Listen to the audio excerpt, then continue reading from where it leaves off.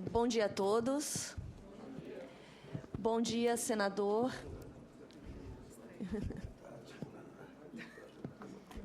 Bom dia, senador. Bom dia. Tudo bem? Seja bem-vindo mais uma vez. Muito obrigada. Eu queria, até para que nós não sejamos repetitivos com relação a algumas questões do trabalho do telemarketing, e porque eu acho que, às vezes, a imagem vale mais, em alguns momentos, do que algumas palavras, você se identificar com o outro, se colocar no lugar do outro, às vezes, por meio da imagem é mais fácil. Eu gostaria de passar para vocês, talvez muitos já tenham visto, o senador também talvez já tenha visto. Ano passado, nós fomos procurados por um jornalista da Rede Globo que queria explorar justamente a profissão de vocês, operador de telemarketing. Era um jornalista muito sério e, por conta disso, o Ministério Público do Trabalho achou que valia a pena tentar, né? Nós sabemos que a mídia, às vezes, serve mais para manipular do que para ajudar uma causa, mas, diante da seriedade do jornalista, nós entendemos que valeu a pena. Ficamos alguns dias colhendo depoimentos, colhendo dados, e originou uma reportagem no Fantástico de extrema repercussão, tanta repercussão que uma semana depois houve a fase 2 da reportagem, porque as empresas de telemarketing pediram direito à voz, né? Então, foi franqueada a voz das empresas de telemarketing, que na primeira reportagem não quiseram falar, mas diante da repercussão da segunda se pronunciaram. Eu vou passar apenas a primeira, a segunda não, mas vocês encontram isso facilmente na internet. A segunda tem a fala das empresas e tem, claro, a nossa réplica, né, ao final, pontuando as situações de irregularidade no ambiente de telemarketing. Então, vamos assistir e, ao final, eu vou fazer uma conclusão. Doutor Renato, antes de iniciar o vídeo, por uma questão de justiça, já que você vai ter a posição dos empresários e a sua posição, a réplica, no caso, não só para esclarecer o plenário, não é nada contra o vídeo. Não vai ter, não. Nesse vídeo não vai ter. É o segundo que eu não vou mostrar. Esse é só o documentário com relação à atividade. Tá, mas eu não vou comentar o vídeo porque eu nem vi o vídeo ainda. Sim. Mas eu quero só aproveitar esse momento para dizer que a senhora falou nos empresários, já passou, mas falou. Mas não é problema por ter falado, claro que pode falar. Eu só quero aproveitar o momento para dizer que os empresários ligaram para cá e também querem o direito a expressar o seu ponto de vista. E essa comissão, como todos sabem, ela prima pela democracia. Os empresários serão também ouvidos. Então, é bom que tenhamos uma reunião, 2 reuniões e, se necessário for, teremos uma terceira com a participação de ambos os lados, Sim. tipo 3 painelistas colocando a visão dos empresários e 3 dos trabalhadores. Quem sabe até possamos, numa reunião como essa, avançar, né, na melhoria das condições de trabalho dos nossos profissionais da área, aqueles que atuam no telemarketing. Ok? Só aproveitei para fazer esse esclarecimento e já respondendo aos empresários que eu vou marcar, sim, a audiência para eles falarem, o plenário, enfim, poderá se manifestar e teremos, se necessário for, até uma terceira reunião com a participação das 2 partes. Por favor, doutora, a palavra é sua. E eu vou descontar o seu tempo, porque eu atrapalhei aqui. Então, vamos lá, por favor. Obrigada pela sua ligação. Só um instantinho que eu vou transferir. A sua ligação é muito importante para nós. Aguarde um pouquinho na linha, porque a gente está brincando aqui, mas o assunto é muito sério. Usar esse aparelhinho aqui e trabalhar no telemarketing é a opção mais acessível para quem está começando a ganhar a vida. Para muitos brasileiros, é o primeiro emprego. Mas esse trabalho pode esconder humilhações diárias, pressão desumana por resultados e traumas psicológicos. Você vai conhecer agora uma rotina de abusos que acontece bem longe dos seus olhos, do outro lado da linha. A reportagem é de Francisco Regueira. No ramo de serviços, o setor de telemarketing é o que mais cresce no Brasil. Em 3 anos, a oferta de postos de trabalho mais do que triplicou. A empresa vai te trazer metas irreais que não existem. Já são 1,5 milhão de trabalhadores. São metas absurdas, são abusivas demais. 64% deles têm entre 18 e 29 anos. É uma pressão tão forte que você não consegue administrar. Quando você precisa do telemarketing, o único contato é com a voz do profissional ao telefone. Agora a gente vai saber o que acontece do outro lado da linha. Para mim era um conto de fadas. Aquelas mesas com nossos computadores, com aquelas cadeiras boas de sentar. O entusiasmo dessa ex-operadora virou desilusão 9 meses depois de ser contratada para o primeiro emprego. A voz dela começou a falhar. Eu iniciava a jornada de trabalho com a voz, com 1h30 depois eu estava rouca. Quando eu saía do trabalho eu estava sem voz. Ela descobriu que estava com 2 nódulos nas cordas vocais e foi afastada do atendimento ao público. A ex-funcionária conta que passou a ser ridicularizada na empresa. Lixo, eu fui apelidada de lixo. E afirma que as agressões vinham dos chefes dela. Foi 8 meses de choro, de choro, de choro, de choro. Ela procurou ajuda psiquiátrica. Tinha desenvolvido síndrome do pânico. Eu tinha medo de dormir. Quando o sono vinha, eu mesmo me despertava com medo de dormir e ter os pesadelos, ter os sonhos com aquele ambiente do trabalho o qual eu vivi. Numa festa, para o diretor da empresa, a operadora foi obrigada a encher centenas de bexigas. Teve um dia que, de uma só vez, eu enchi 300 bolas. Não tinha bombinha, eu enchi na boca. Um supervisor, ele cortou meu cabelo. O Fantástico encontrou outras histórias de humilhação, como a desta mulher que diz ter sido agredida por não cumprir as metas. Daí ele voltou para a mesa dele e jogou o cabelo no lixo. As vítimas preferem não mostrar o rosto, porque ainda trabalham no setor e temem represálias. Todas aquelas pessoas, né? Todos aqueles olhares. E principalmente, o que mais marcante ficou foi a risada dele depois de ele ter cortado meu cabelo. Eu parei de amamentar meu filho com 5 meses, por causa do antidepressivo. Eu tinha pavor mesmo de trabalhar. Esta outra operadora conta que durante a gravidez teve uma infecção urinária porque a empresa controlava o tempo de ir ao banheiro. Você tem 5 minutos para ir no banheiro. 5 minutos era o tempo total, num expediente de 6 horas. E aí você ali, grávida, com vontade de ir ao banheiro, e qual era a orientação que te dava? Não, segura. Minha gerente, ela montou uma planilha, né, e organizou uma escala onde as funcionárias deveriam engravidar, pela ordem. Uma escala de gravidez. Acontecia nesta empresa em Minas Gerais. Quem, né, fosse engravidar teria que avisar com 6 meses de antecedência. A prioridade na escala de gravidez era para mulheres casadas e sem filhos. Depois, as casadas que já tinham filho. As solteiras não podiam nunca. No meu caso, eu era casada, já tinha um filho, então eu não poderia ter outro. Eu tinha que esperar quem não tinha ter filho primeiro.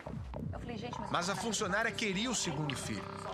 Ela entrou na justiça contra a empresa, a Brasil Center, e foi indenizada. Em meio ao Fantástico, a Brasil Center explicou que a escala de gravidez foi um ato indevido de uma gestora que não está mais na equipe. Quase 80% dos operadores de telemarketing são mulheres. Essa procuradora do Ministério Público do Trabalho diz que em muitas empresas são comuns essas interferências abusivas na vida pessoal das funcionárias. Não é só escala de gravidez, não. O empregador quer controlar o ciclo menstrual da mulher. Porque quando ele souber que ela está no período fértil, né, fala, olha, não esqueça que você está na sua semana fértil. Essa semana você não pode ter relações.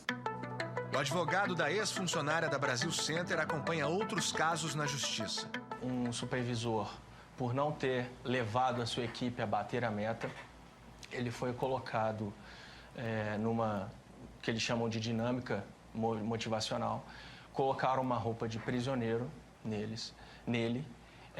Uma outra funcionária se vestiu de policial militar e colocaram ele de 4 na frente da equipe inteira. Restrições de horários, invasão de privacidade, assédio moral, todas as situações relatadas ao repórter Francisco Regueira têm sempre o mesmo motivo: forçar os funcionários a atingirem as metas. O que é mais importante? Satisfazer o cliente ou bater a meta? Bater a meta. Preste atenção no que esta mulher vai revelar.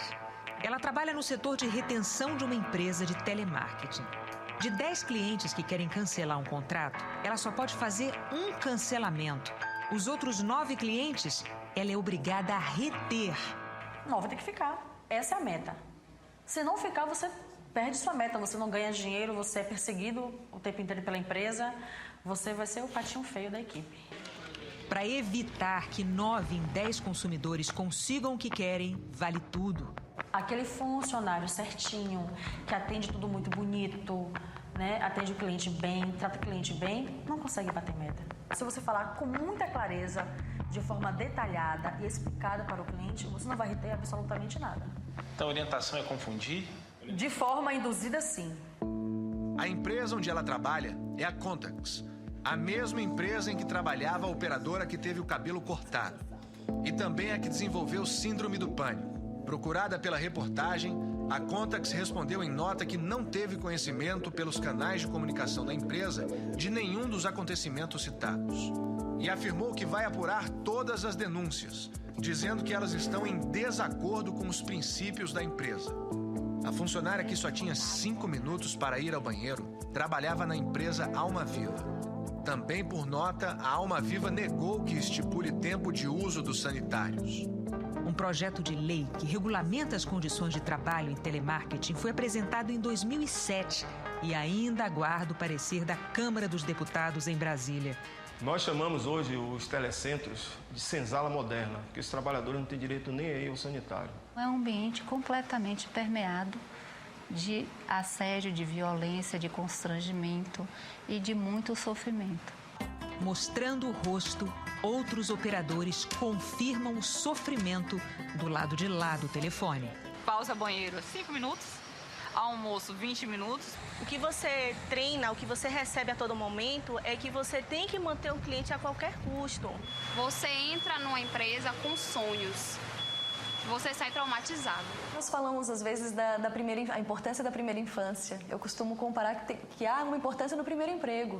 Então, ele está ali no primeiro trabalho, cheio de expectativas, e, de repente, pensa, isso é trabalhar? Isso não é trabalho, isso é castigo. O prazer do trabalho, a dignidade pelo trabalho, o valor do trabalho, às vezes, nunca mais vai conseguir ser desenvolvido nessa pessoa, dependendo da situação que ela se submeteu ou que ela viu outra pessoa se submeter nesse ambiente.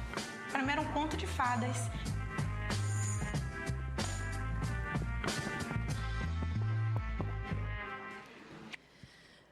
Bom, vocês já podem imaginar... Não, meus cumprimentos primeiro pela apresentação. E às vezes as pessoas não sabem por que a gente tem que fazer tantas audiências públicas. É praticamente uma por semana aqui, devido a fatos como esse. Nós queremos que esses fatos sejam discutidos, sejam esclarecidos e sejam tomadas providências. E aqui é o local. Eu dizia aqui, para a Vivian e para o Bira, que aqui é a Comissão de Direitos Humanos e Legislação Participativa. Se for necessário, eu comentava aqui com eles, eu apenas vou tentar aqui colocar o ponto de vista. O projeto está na Câmara, até hoje não andou. Pois bem, a partir dessas audiências públicas, que serão 3, vocês poderão apresentar nesta comissão um projeto de lei, que vai levar o nome das entidades. Eu apenas indico um relator ou avoco a relatoria e o projeto é aprovado nessa comissão. Tenho certeza que será aprovado, que conheço o colegiado de senadores, e ele começa a tramitar em nome de vocês, com o aval da Comissão de Direitos Humanos. Mas depois vocês colocam, se for essa decisão, a comissão vai receber com muito orgulho o projeto, porque isso que eu vi aqui, eu confesso que eu não tinha visto. E como eu não tinha assistido o programa também, é a primeira vez que eu vi tanta barbaridade numa empresa de forma tão assintosa, que, na verdade, a nível nacional, hoje, os brasileiros estão vendo. Já assistiram pela TV Globo, documentário, né? Fantástico. Do Fantástico, e hoje aqui na comissão. Quero dar mais uma vez meus cumprimentos por terem apresentado e criado essa mesa com tanta competência para discutir uma questão tão grave. Nós que estamos viajando no Brasil, discutindo a terceirização, e vemos isso que nós estamos vendo aqui. Eu até proponho, Bira, se eles autorizarem, nós vamos passar em alguns estados esse vídeo. Vamos passar em alguns estados, antes, inclusive, da tua fala. Claro que nós precisamos da autorização. Sim. Já pode ser em Pernambuco, nós passaríamos o vídeo. Sim. E se a doutora estiver presente, já... Pernambuco é sexta-feira, na Assembleia, já está confirmado a casa lotada, não está? Se não lotar, tu não vai mais. Como é teu nome? Tiago. Não, Tiago, estou aí reforçando porque eu sei que você é um dos organizadores lá e vai dar tudo certo. Por favor, doutora, continue. E após essa matéria, 48 horas depois, a Contax em Porto Alegre foi fechada pelo sindicato, em estado de greve. Nós tivemos centenas de vídeos no YouTube de depoimentos de operadores de telemarketing, um até famoso chamado Desabafo de um ex-telemarketing. Recebemos centenas de novas denúncias no Ministério Público em questão de dias, né? E o próprio Fantástico, em uma semana, recebeu milhares de depoimentos, de e-mails, de carta, o que gerou a segunda reportagem, que eu não vou mostrar aqui por causa de tempo, em que traz novos fatos, novas denúncias, traz a voz das empresas e, ao final, a nossa réplica, porque a empresa, o discurso são fatos isolados, então nós viemos com números, aí mostrar que não são fatos isolados. Esses fatos acontecem, senador, em São Paulo, no Rio de Janeiro, em metrópoles. Eu não estou falando do interior, do Mato Grosso, numa cidade inacessível. Não, isso acontece às claras, do lado de prédios do Ministério Público, de prédios do Ministério do Trabalho, de prédios de secretarias de direitos humanos. Tem o famoso vídeo da água da Contax, né? Então, a água preta que os trabalhadores bebem, uma empresa que tem mais trabalhadores do que grande parte dos municípios desse Brasil, porque são milhares de empregados, não consegue fornecer água potável de nível minimamente consumível para os seus trabalhadores. Então, a situação é chocante, senador. E eu também fico chocada e tenho que confessar a vocês, até um pouco emocionada, porque nessas semanas que nós fizemos a reportagem, nós recebemos ligações, gravações de voz, porque hoje o celular é uma arma, né? Então, trabalhadores dentro de empresas de telemarketing gravando as humilhações com o celular e nos mandando as mensagens de voz, o pedido de socorro, né?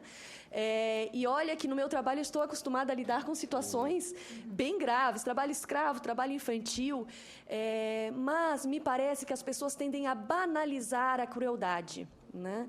Nós estamos tão chocados com toda a violência que nos é despejada todos os dias, você acorda já com violência sendo despejada, que às vezes banalizamos a crueldade, senador. Parece que o operador de telemarketing, porque trabalha sentado, porque tem uma jornada de 6 horas, ele é um privilegiado. E não é. Ele é parte do que alguns sociólogos hoje já chamam de precariado, né? Ele é um trabalhador terceirizado, geralmente. Ele entra no trabalho sem conversar com seus colegas, ele sai sem conversar com seus colegas, ele é demandado o tempo inteiro, não ganha hora extra, tudo vai para um banco de horas, ele não consegue descontar nunca o banco de horas, atestado não é aceito, acidente não é notificado. E isso... Esse dado, para nós que estamos fazendo essa cruzada nacional, é importante, né, Biga? Você que está viajando comigo. A maioria é terceirizados. A maioria são terceirizados, porque o setor de call center, seja de bancos, de empresas de cartão de crédito, tudo terceirizado, não são empregados do banco. Os clientes preferenciais do banco são atendidos por vocês? Não. Os clientes preferenciais do banco são atendidos por empregados do banco. Agora, o operador de... Isso, e bancos estatais também fazem isso. Tudo, as secretarias, tudo. Então, a função de telemarketing, que já foi chamada de, olha, a profissão do futuro, da era da informação, é hoje a profissão do passado, como foi dito aí, da época da escravidão, em que você não pode levantar para ir ao banheiro, né? São fatos isolados? Não. Nós ouvimos isso como mantras. São mantras, praticamente. Todos os trabalhadores relatam a mesma coisa, o mesmo tempo de banheiro, o mesmo tempo de almoço, a mesma recusa de atestados, a mesma omissão com relação às doenças que acontecem, a perseguição, assédio moral. Então, são práticas de gestão. São práticas necessárias ao lucro e ao capitalismo? Não. São opções de gestão. São opções. A terceirização é um fenômeno natural do capitalismo, senador? Não é. É uma opção de gestão.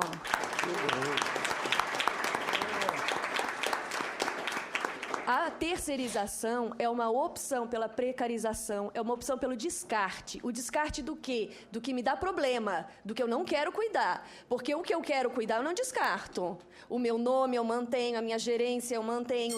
Eu mantenho até o script que o operador de telemarketing fala. Eu controlo o tom de voz com que ele lida com o cliente.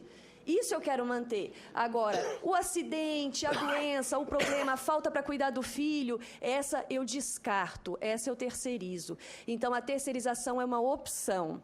Então, senador, eu vou encerrar aqui a minha fala com 2 pedidos. O senhor falou no início uma coisa muito interessante. Muitas vezes nós dizermos não a alguma coisa, já somos tidos como radicais. Então, não precisamos dizer não, né, ao PL 4330 da terceirização. Podemos dizer sim à primarização. Vamos deixar com que a empresa retenha aquilo que ela tem de mais caro. O que ela tem de mais caro é o trabalhador. O que ela tem de mais caro é a vida humana. Quem contrata uma pessoa gera uma vida. Então, vamos dizer sim à primarização. Vamos dizer sim à valorização do trabalho. O trabalho dignifica, o trabalho não deve adoecer. Sadi Dal Rosso, que é um pesquisador da UNB, diz uma frase que eu gosto muito. Ele fala: o trabalho ocupa hoje a pessoa como um todo. Nós somos o que nós produzimos na nossa sociedade. Então, se o trabalho ocupa a pessoa como um todo, se o trabalho adoece, a minha vida é doença. A minha vida não é saúde. Então, vamos dizer sim à primarização. E vamos dizer sim à valorização do trabalho do operador de telemarketing, que é alvo de chacota em programa humorístico, não é verdade? Nós temos programas humorísticos dizendo como se livrar de um operador de telemarketing, né? Então, vamos valorizar a profissão por meio do quê? A recusa ao projeto da terceirização e ao andamento do projeto 2673, que regulamenta a profissão. São os 2 pedidos aqui hoje do Ministério Público do Trabalho. Obrigada. Muito bem, doutora. Eu entendi bem, se alguém não entendeu, às vezes, que o que a doutora está dizendo, e eu achei interessante, não a terceirização, só para não ficar no negativo, e sim ao emprego na empresa matriz. É isso que ela está reafirmando. A primarização, né? Primarização. É que com a primarização, com palavra de ordem, vai ser difícil de nós pegar. Mas ao emprego, sim ao emprego na empresa. Isso, sim ao vínculo direto. Pronto. Né? Então, meus cumprimentos aí, parabéns aos 3 painelistas que já deram um colorido especial aí a esse nosso debate, que vai nos ajudar, inclusive, na cruzada nacional contra a terceirização. Agora eu passo a palavra à representante da Sintrel Campinas, a líder Vivian dos Santos Queiroz. Bom dia a todos. Parabenizar, primeiramente, o senador Paulo Paim, que, gentilmente, já tem um histórico de luta toda a sua vida como sindicalista, como parlamentar de defesa dos interesses dos trabalhadores. Né? E quando a gente vê nessa realidade aí da nossa categoria, né, nós tivemos aí o objetivo de vir conversar com o senador, que já tem esse histórico de defesa dos interesses dos trabalhadores, para que tomasse essa causa para si.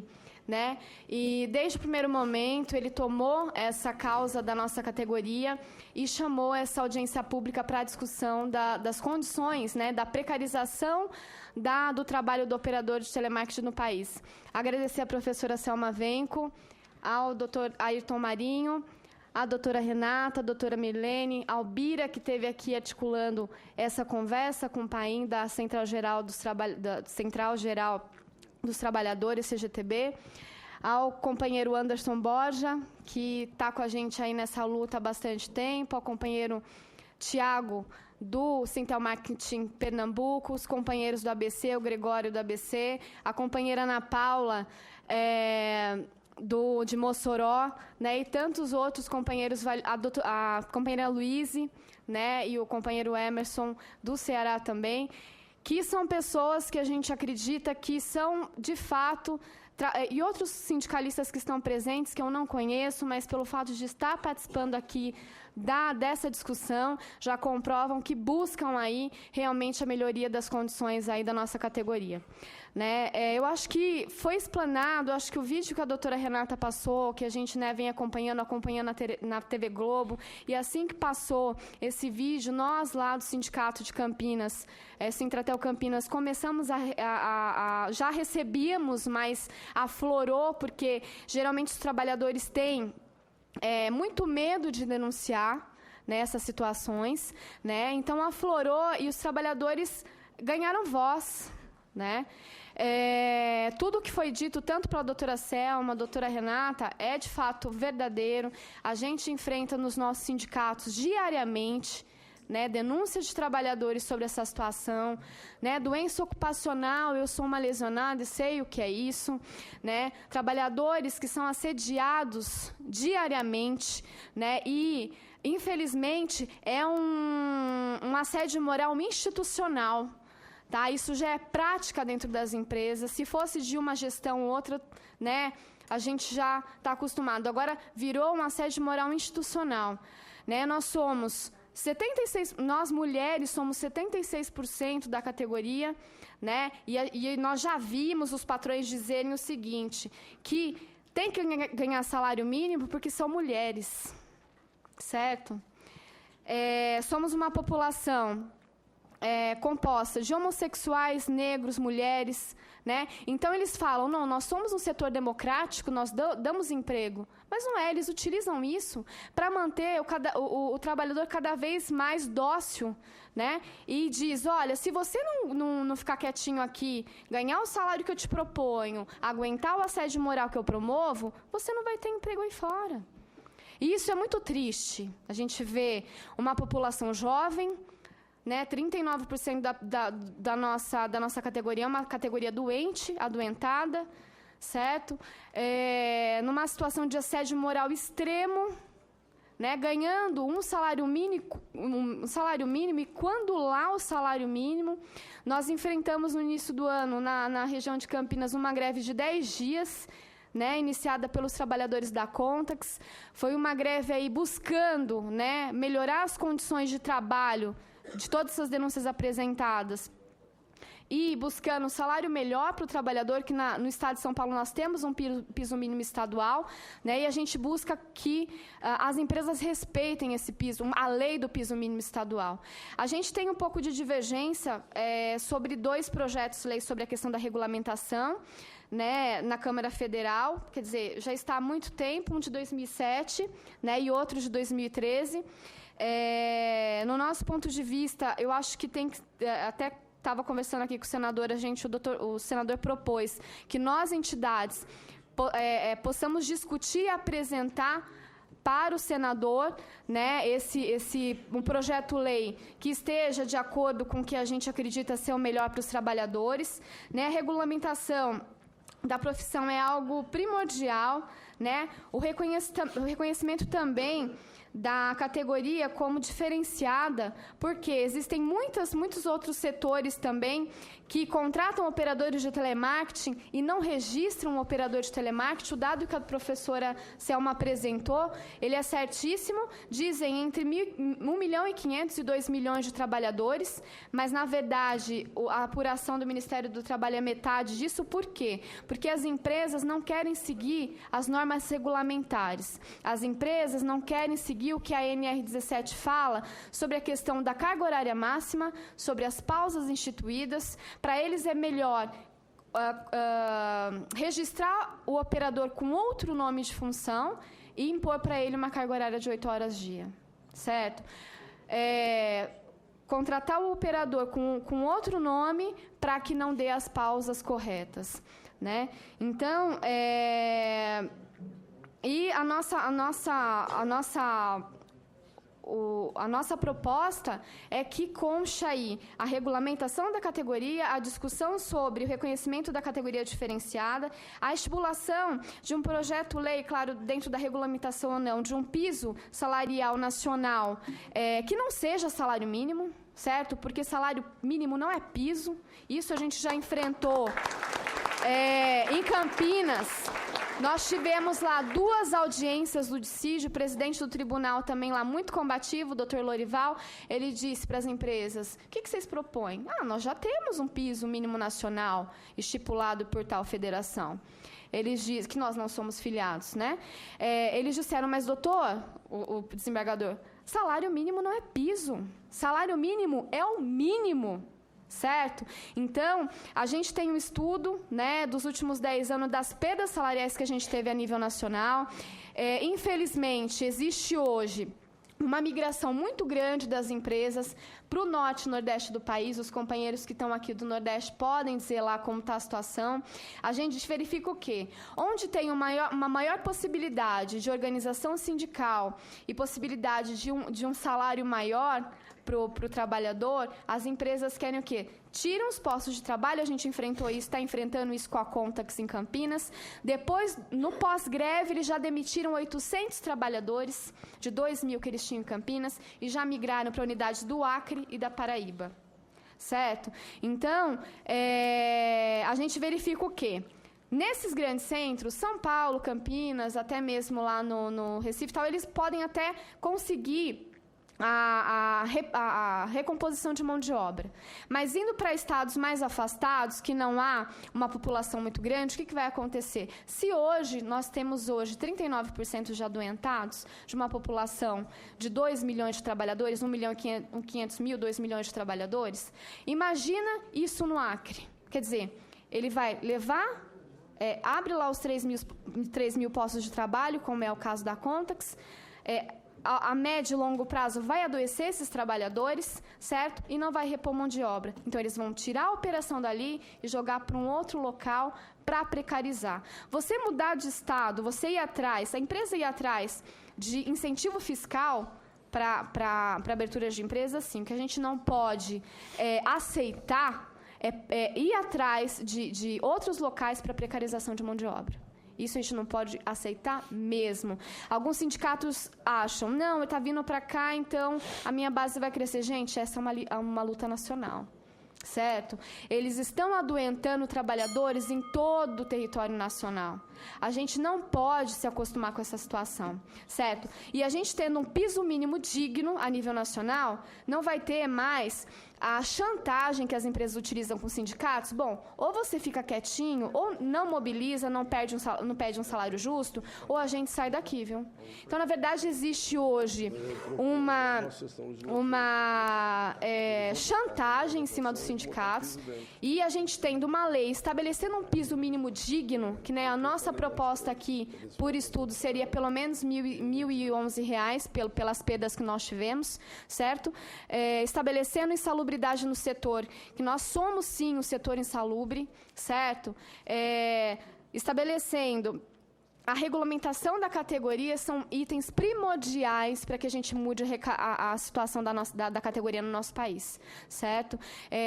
A gente está iniciando aí conversas com diversos companheiros de vários estados, né, sobre essa questão. Eu acho que muito, além do projeto-lei que vai sair daqui, ou aqui do Senado, por discussão nossa aqui dos sindicatos, claro, vai ter que ter o contraditório, né, das empresas também, colocando o posicionamento deles, mas o primordial é a gente estabelecer lutas a nível nacional e luta conjunta, sabe? Não é cada um fazendo seu estado, não. É uma luta conjunta de todos os sindicatos, né? E por isso eu agradeço ao Paim pela sugestão, que é o que nós estamos fazendo com esse projeto da terceirização, e você está reforçando aqui agora. Claro. Agradecer ao Paim por toda essa abertura, agradecer a todos os companheiros que vão participar, né, dessa segunda mesa agora, não coube aqui, mas vão participar dessa segunda mesa e poder trazer a realidade dos seus estados. Agradeço a todos. Muito bem, Vivian dos Santos Queiroz, representante, liderança do sindicato Sintratel Campinas. Agora vamos para Mirlene Severo. Mirlene Severo, professora do Centro Universitário de Belas Artes, também estudiosa do tema. Vamos lá. Bom dia a todos, a todas.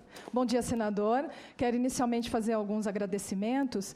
Estou aqui também em nome da Federação Democrática Internacional de Mulheres, que publicou recentemente um livro sobre as condições e acesso da mulher ao mercado de trabalho.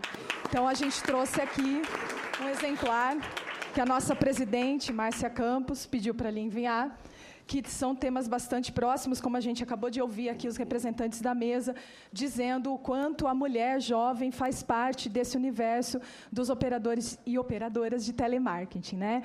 E quero também dizer que a Federação Democrática Internacional de Mulheres é o livro que a gente está... Se me permitir, eu quero destacar aqui o livro e dizer que é uma luta que vocês estão travando corretamente.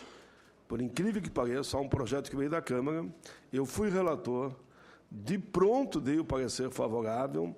E o que diz o projeto? Inclusive baseado no que manda a Constituição, que a mulher, na mesma atividade, na mesma função, tem que ter o mesmo salário que o homem.